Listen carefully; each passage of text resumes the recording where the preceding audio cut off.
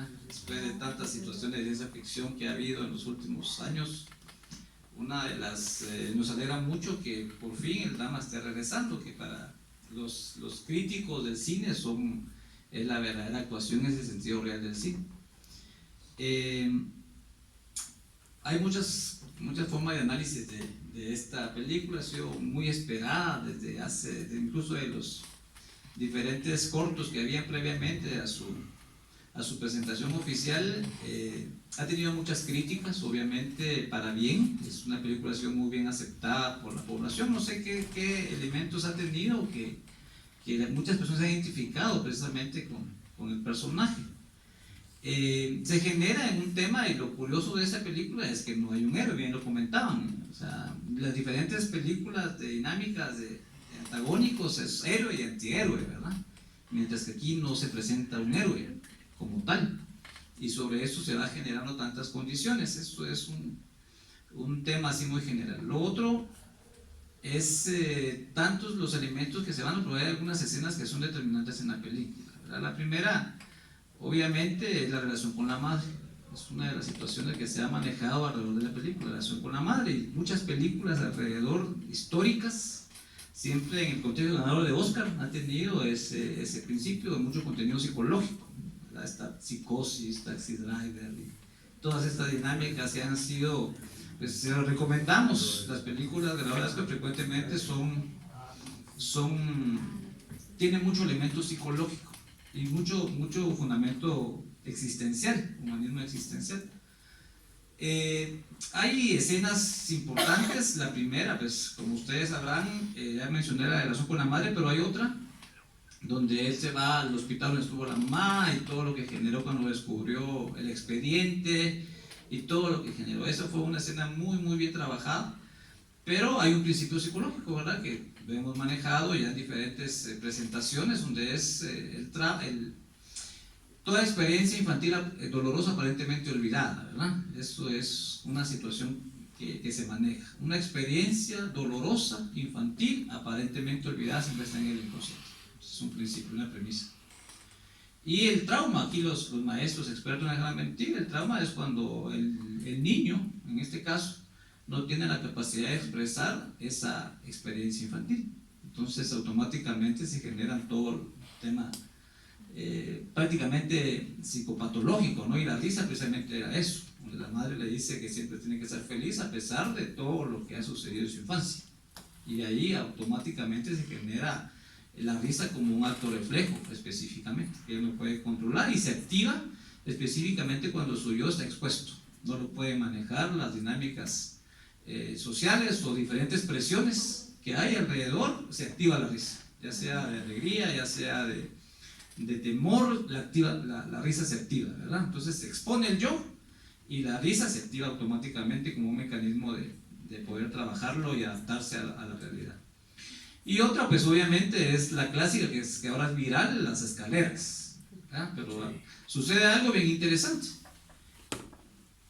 Yo siempre recuerdo, sugiero que la miren unas 3 o 4 veces, mejor si es en inglés, ¿verdad? Porque en español es diferente, pero si la pueden ver en inglés, creo que es más pura la presentación como tal. Pero es muy frecuente y muy recurrente que él sube las escaleras, y cuando va subiendo las escaleras, su cuerpo, su postura es de tristeza, es de fracaso, de tristeza. Hay una situación ahí cada vez que sube las escaleras, y sube las escaleras, ahí siempre en la película pasa varias veces, oscura, ¿no? Pero hay una característica cuando él baja las escaleras, baja bailando. Entonces todo lo que sucedió y todo el proceso que pudo haber tenido en su realización y su transformación como tal. Entonces cuando baja, como bien lo plantean mis compañeros y amigos, baja bailando. Y eso es lo que se volvió viral, ¿no? Todo el mundo quiere ir allá al Bronx a bajar las escaleras y se ponen selfies y toda la cuestión. Pero tuvo un impacto muy fuerte esa bajada de las escaleras, la música de Gary Glitter ahí en todas estas dinámicas. Tuvo un matiz muy impactante socialmente. Entonces, en tema muy general, creo que es una película muy bien trabajada. Hay algunas ideas ya de que va a continuar. Joaquin Phoenix, pues es uno de los, él era muy anti-Hollywood, precisamente porque es su característica. La mayoría de sus primeras películas fue en señales con Mel Gibson en su momento. Después salió en 8 milímetros, también salió, si ustedes lo pueden ver, es una película de Nicolas Cage en su momento. En 8 milímetros fue su inicio, ¿sí? Y lo pueden ver ahí, es una película de esa gente con mucho contenido psicológico, ¿sí? Con el tema de pornografía y todo eso, lo pueden ver.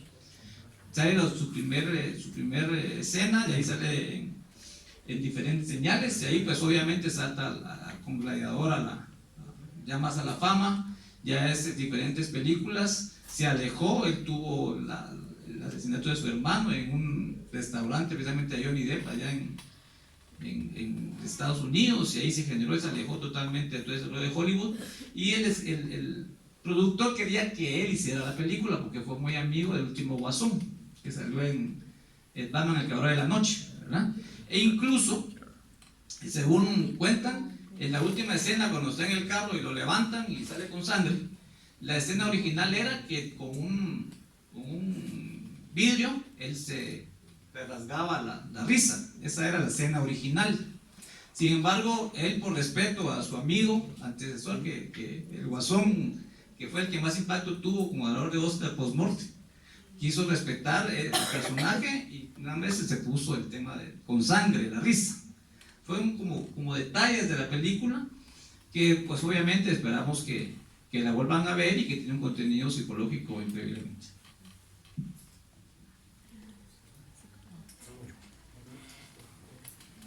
Solamente para cerrar lo que había dicho al inicio, estamos acostumbrados a lo que dije, al entretenimiento.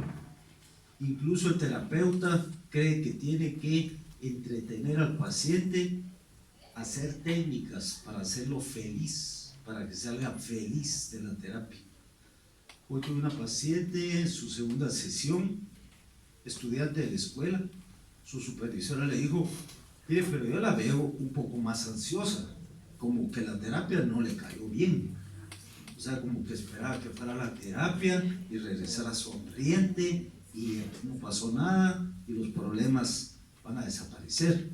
Entonces, el psicoterapeuta, como bien dijeron mis compañeros, no es solamente alguien que va a limpiar una imagen, que va a dar una palabra graciosa, un consejo bien intencionado. El terapeuta tiene que profundizar en los conflictos que tiene la persona, en las necesidades que tiene la persona, empatizar incluso con el dolor, no asustarnos ante el dolor, porque como bien dijo el maestro Lemos y también el maestro Flores, estamos en una sociedad de dolor, estamos en una sociedad individualista, donde al salir cada quien que se salve como pueda. Estamos en una selva. Y los terapeutas, como bien dijo Vladimir, pues no podemos solo medicalizar a las personas. Hay quienes sí necesitan medicamento para paliar síntomas graves, psicóticos, agresivos, pero necesita mucho el calor humano, que es lo que tenemos que recuperar, que es lo que la película está exponiendo. Una carencia de calor humano. Y una de las cosas es que la gente, con este clima que se está viviendo, lo que busca es nuevamente un líder carismático, pero no importa su ideología. Acuérdense Hitler, acuérdense los grandes tiranos, que era lo que hacían, atraían a la gente por su crueldad, por sus ideas a veces destructivas, ya nihilistas como la Biblia. Mussolini, todos los fascistas, muerte, tristeza, sombras. Por eso Picasso pintó el Guernica en blanco y negro, ¿sí? O sea, todo eso contribuye mucho a lo que estamos viviendo. Vamos a cerrar con el maestro Lemos. Buenas noches a todos ustedes. Solo voy a cambiar de la corrida que me di. Estaba en el tráfico. Bueno, preparado para que llegues con la tarea. Bueno, yo creo que esta película nos impacta a todos desde el punto de vista de la psicología. Quisiera decir que, bueno, primero es que es un personaje creado, ¿no? Las posibilidades que nos encontremos.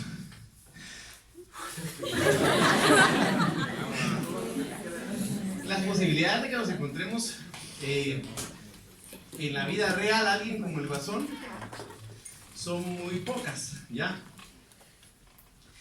En el sentido de que alguien que tenga un síndrome pseudobulbar, que era la enfermedad neurológica que tenía él, de la risa incontrolada, la incidencia pues es poca, y encima de eso que haya sufrido maltrato, abuso físico, que lo haya abandonado el papá, o sea, son como que muy pocas probabilidades. Entonces ellos agarraron varios trastornos y crearon un personaje, ¿verdad? Y en base pues a ese personaje es que estamos haciendo este análisis. Entonces, realmente el Guasón tiene dos problemas, un problema neurológico y un problema mental. Al principio de la película se reconoce que tiene una enfermedad mental él mismo, que tiene una enfermedad mental, acude a un servicio de salud mental y toma 7 medicamentos. No sé si realmente esos 7 medicamentos son para algo o el director quiso hacer como un sarcasmo de la polimedicación que a veces se dan, ¿verdad? Que tal vez de esos 7, tal vez solo 2 son necesarios y los demás no. Y también tenía una adicción, que era el tabaquismo, que es muy común en las personas con enfermedades mentales debido a la ansiedad que ellos manejan, ¿verdad? Pero como de alguna forma pues tenía estos dos problemas, quizá el diagnóstico que podríamos darle sería un trastorno mental orgánico, porque de alguna forma pues él tiene una lesión cerebral que podría ser producto del abuso físico que sufrió de niño. Le pegaron, incluso yo cuando me puse a investigar el síndrome pseudobulbar, una de las causas era las lesiones traumáticas a nivel cerebral, que fue que le generaron, y encima de eso pues la injusticia social, la incomprensión, la injusticia laboral, el abandono paterno, que no sabemos si el papá es Thomas Wayne o no es Thomas Wayne, pero de que lo abandonó su papá, ¿verdad? Hay una foto ahí que le dice me gusta tu sonrisa, y la firma es TW, ¿verdad? Thomas Wayne. Una foto sugiere que sí hubo algún tipo de relación y que la posibilidad de que el papá sea Thomas Wayne y que el Guasón sea hermano de Batman, pues también es posible, es probable, y sería excelente para la drama, que el Guasón y Batman fueran hermanos, sería excelente para los cómics del siglo XXI, ¿verdad? Entonces, pues había factores de riesgo que el Guasón tenía, hereditarios, pues no lo sabemos exactamente, pero si la señora se veía que sí tenía un trastorno mental, ¿verdad? Era una señora que de alguna forma sufría cierta discapacidad, porque el mismo hijo la tenía que bañar, le tenía que dar de comer, pegó un balazo en la sala y ni le hizo caso. Una madre normal, el adolescente o el hijo pega un balazo en la sala y rápido va a ver y se percata de que realmente tiene una pistola. La mamá como que sí tiene algún tipo de discapacidad, no se da cuenta de lo que hace su hijo, y es una gran carga porque a pesar de la enfermedad mental que él tenía, que era discapacitante, encima de eso tenía la responsabilidad de cuidar a su mamá. Entonces realmente la cantidad de estrés que vivía el Guasón era bastante grande. Entonces podríamos decir que si era hijo real de la mamá, pues había un factor hereditario que podría heredar, más el factor traumático del abuso físico, que genera secuelas físicas, la lesión cerebral con el síndrome pseudobulbar, y secuelas psicológicas. Había un abandono paterno, negligencia materna, ¿verdad? Que es lo más común en madres con algún tipo de trastorno mental, que son negligentes en la crianza de los niños, abandono estatal, injusticia social y laboral, y de alguna forma todo esto pues era un caldo de cultivo para todo lo que venía después. ¿Cuáles son esos serían los factores de riesgo o factores predisponentes? Los factores desencadenantes pues era el estrés por el asesinato de los tipos del metro. Realmente él nunca había matado a nadie, y matar a alguien, aunque sea por defensa propia, es un estrés grande. más la pérdida del trabajo, que es otro estrés tremendo. Todos los que hemos estado en el área laboral y perdemos nuestro trabajo en algún momento, sabemos que nos estresamos bastante. Pero sobre todo el desencadenante más grave fue la crisis de identidad que sufrió él al no saber quién era, si era adoptado, si era hijo de Thomas Wayne. Su mamá pues nunca le había hecho nada, descubrir todos esos secretos. Y todo eso hace que de alguna forma poco a poco vaya perdiendo el juicio. Encima de que pues deja de tomar los medicamentos, cuando deja de tomar los medicamentos empieza a alucinar esta relación con la vecina, ¿verdad? Porque la primera escena es más imaginativo, ¿verdad? Imaginación deliberada, que él está con su mamá viendo tele, se imagina en el programa, es más voluntario, no es alucinado, ¿verdad? En cambio, cuando lo de la chava, pues sí es alucinado. Entonces él empieza a perder el juicio, ¿verdad? Se mete al apartamento de la chava. ¿Quién se mete a un apartamento ajeno? Alguien que no tiene juicio. Mata a la madre, ¿verdad? En una acción desjuiciada hizo realidad las fantasías de pulsiones de muerte hacia los padres que nos dice el psicoanálisis, solo que aquí hubo un pase al acto. Él sí la mata, ¿verdad? Eso lo termina de descomponer. Mata a su compañero payaso, ¿verdad? Mata al director del programa de televisión, que también son acciones desjuiciadas, porque él planifica suicidarse en televisión, ¿verdad? Él está planificando pegarse un balazo, pero el otro lo enoja, ¿verdad? Porque le dice que es basura. Tú también sos basura porque me querías humillar y todo. Entonces lo mata. Realmente los asesinatos que él hace son como impulsivos, agresivos, ¿verdad? Característico de los desfrontalizados, de los trastornos mentales orgánicos. Pero yo creo que también entre toda la locura, entre todo el desjuicio, el mensaje de la película también nos hace ver que tiene atisbos de cordura, ¿verdad? Y el atisbo de cordura es el discurso final que da, ¿verdad? O sea, ¿por qué se preocupan por estos tres que mataron en el metro? ¿Por qué no se preocupan? Si me ven a mí tirado, pues no me hacen caso y me abandonan, no me dan medicina. O sea, tanta gente que hay como yo que la gente no tiene empatía, y por estos tres que saben qué tipos eran, sí tienen empatía, ¿verdad? Entonces yo creo que ese discurso final es un atisbo de cordura que él de alguna forma manifiesta, y es el mensaje final de la película, que nos deja pues varias lecturas, ¿verdad? Pienso que es una película de alguna forma surrealista. No creo que tenga que ver con el guasón del Batman de las otras series, de las otras películas. Creo que es un personaje diferente, y no creo que de alguna forma tenga algún tipo de conexión, pero hace evidente una problemática social, y como dicen por ahí, la tensión se rompe, la tensión del lazo se rompe por el lado más débil, ¿no? En este caso, el lado más débil de una sociedad son las personas que tienen algún tipo de afección mental, ¿verdad?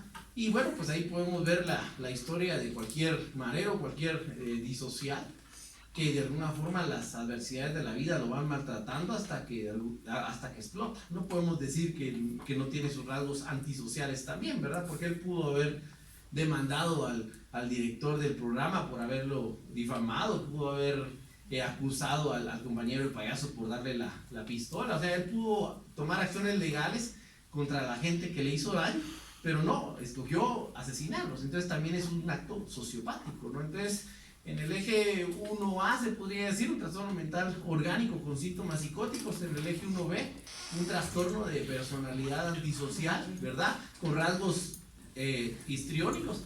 Tiene exaltaciones del estado de ánimo, ¿verdad? Podríamos también encajar con una manía orgánica. Y bueno, pues todos los demás diagnósticos, los códigos Z que tenía el guasón, creo que no alcanzan los códigos Z del CIE-10 para codificarlo, ¿verdad? Y bueno, muchas gracias, disculpen la tardanza, pero también estamos en un caos social donde llueve y se inundan todas las calles, y es un tráfico tremendo. Guatemala es como ciudad gótica, ¿verdad? Bueno, tenemos unos minutitos si quieren hacer alguna pregunta o comentario. ¿Alguien que quiera hacerlo? No, creo que todos están aptos.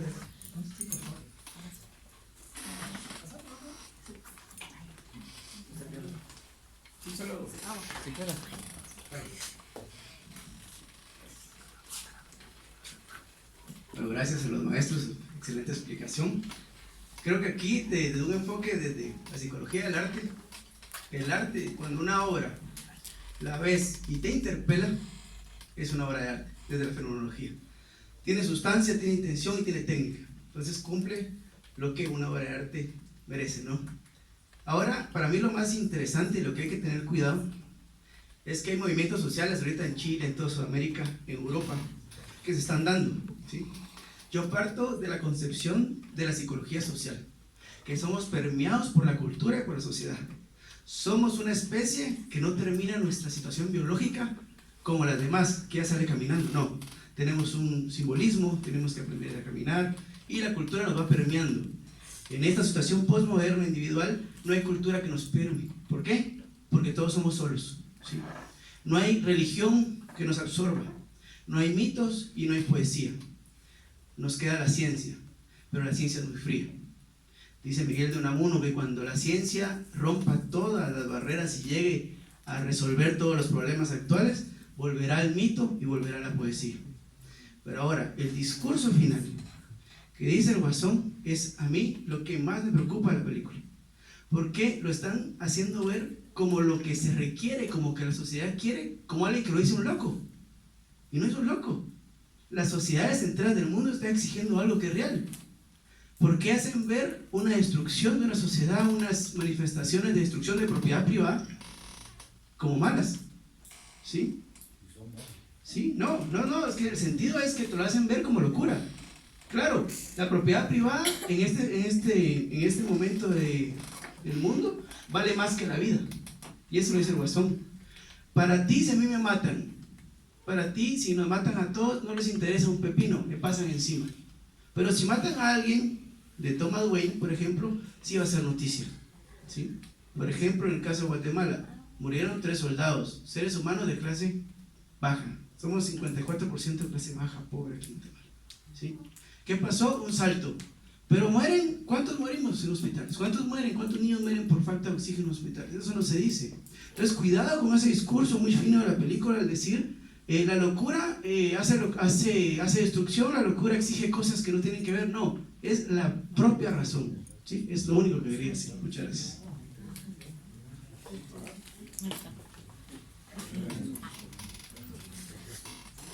Bueno, yo creo que esta discusión no se agotaría, creo que tendríamos mucho ánimo de continuar. Pregunto por última vez, ¿algún comentario? ¿Sí?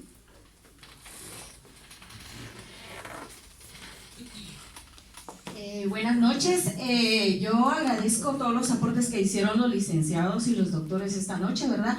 Felicito a mi compañero, ¿verdad?, que enfatizó el arte, ¿verdad?, que es muy importante, y algo que habló también uno de los panelistas, ¿verdad?, que dicen el simbolismo, ¿verdad? Sin embargo, es muy importante que nosotros nos ubiquemos como psicólogos en nuestra realidad, ¿verdad? Porque ahí se da pues un parricidio, ¿verdad? Y de verdad a veces da pena ver tanta noticia porque seguido aparecen parricidios en nuestra sociedad, ¿verdad? Es bien importante esta película cuando enfatiza signos tan importantes, ¿verdad? Como esa risa, que era como una catarsis de ese enmascarado trauma que quedó de él, que había introyectado una tristeza, ¿verdad? Y aquella conducta obsesiva compulsiva siempre de cargar el arma y del toc-toc, ¿verdad? Entonces sí es bien importante que nosotros como sociedad y como estudiantes de psicología, veo que hay algunos, ¿verdad?, y también los licenciados que están aquí presentes, con todo respeto, ¿verdad?, que nosotros pues avancemos más en lo que es la ciencia de la psicología, ¿verdad? Porque en una ocasión, siempre las noticias, ¿verdad?, no sabían en dónde ubicar a la persona, y como dijo el respetable doctor Vladimir, ¿verdad?, a veces no sabemos si son esquizofrénicos o psicóticos y dónde los ubicamos. Ese día no sabían si llevarlo a un penitenciario o a un centro psiquiátrico. Entonces sí es muy importante que nosotros investiguemos más. Solamente es un comentario y feliz noche.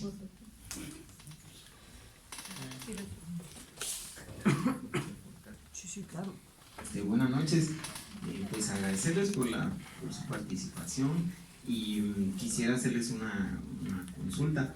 En una de las escenas que a mí más me afectó, digamos, en el sentido, fue cuando mató a su compañero, a su ex compañero, porque como el sonido de la película no es el adecuado, entonces se escuchan las risas de las personas que están viendo la película, que es cuando él trata de abrir, ¿verdad? Y está la cadena obstruyendo, ¿verdad? El cerrojo de la puerta. Entonces, en ese sentido, sobre el espectador, me gustaría, digamos, saber cuál es, digamos, esa situación de como el ensayo de Freud, ¿verdad? El chiste y su relación con el inconsciente, o sea, ¿cómo podría abordarse ese aspecto? Muchas gracias.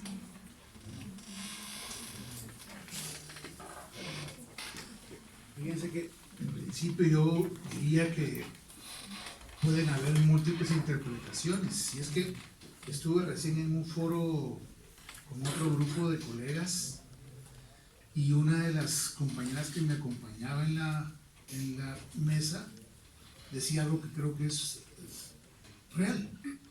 Y es que de alguna manera también la interpretación es tan individual que termina siendo proyectiva. ¿Sí? De modo que, ¿por qué se ríe la gente? Porque a propósito probablemente generaron una escena en la que un individuo se ve asustadizo y nosotros como humanos recurrimos a la risa para evitar el sufrimiento. No es extraño que en países como los nuestros, donde hay tanto malestar por diversas situaciones sociopolíticas, siempre andemos ahora mandando cientos de memes tan ocurrentes que uno piensa dónde sale tanta gente sin nada que hacer, ¿verdad? Pero todos nos reímos porque estamos sometidos a una situación de alguna manera de sufrimiento del cual creo yo nos evadimos, y una forma de evasión es precisamente la risa, ¿no? Creo que el estrés que generó, porque yo creo que cuando yo leí por primera vez, yo estaba seguro que también lo iba a matar, ¿sí? En ese momento, a pesar que sabíamos que fue impulsivo y de alguna manera selectivo, en el sentido que, como bien dijo mi compañero, no mató a nadie bueno, ¿verdad? Mató a los malos. Y de hecho todos, creo yo, nos identificamos un poquito con el personaje en tal sentido, ¿no? ¿Y quién de nosotros, al menos yo sí me apunto, a veces quisiéramos tener un arma y dar una buena ráfaga de disparos a algunos cuantos camioneteros o taxistas, y qué sé yo si algunos profesores de la universidad? Era lo que les decía, compañero. Nos están acostumbrando a la entretención, a lo fácil, a la risa. Todo es risa, meme, chiste. Si hubo entretención, todo estuvo bueno. Es paradójico. Ya Henry A. y Henry Bergson o Iverson hablaban de la risa. Algunos lo ponían como un mecanismo de fuga, como decir, con la risa nos fugamos del dolor. Aquí están haciendo lo contrario, y es un movimiento sistemático que está inyectando que hacer mal, en vez de dar dolor, puede producir risa y placer, un sadismo encubierto. Ese es uno de los mensajes subliminales de la película, un sadismo encubierto. O sea, somos malos y nos tratan de identificar con el malo. Si ustedes se dan cuenta, desde el principio nos identificamos con razón y todo lo que hace está bien, algunas cosas duras, cruentas, pero al final de cuentas tiene razón, tiene motivos para hacerlo, qué bueno que lo hizo. O sea, ese es uno de los mensajes subliminales. No sé si... Hay una cosa que también es importante. Recuérdense que nosotros somos un grupo de profesionales que intentamos entender, comprender, predecir el comportamiento humano. Si fuéramos un grupo de jueces, seguramente aquí la cosa sería distinta, ¿no es cierto? ¿Sí? De modo que Gracias, Carlito, de veras, qué buena interpretación. Y es cierto, la tendencia, creo yo, de nuestra cultura a la enajenación, ¿verdad? El alienado. ¿Quién es el alienado? Exacto, el alienado es el que es como todos los demás. Aquel que se sale del patrón probablemente sea el más sano en relación a todos nosotros. Mientras usemos jeans y nos pongamos Reebok o Reebok o Nike, ¿verdad? Depende como dijo la persona. Pues pertenecemos a una cultura y teóricamente estamos adaptados, realmente somos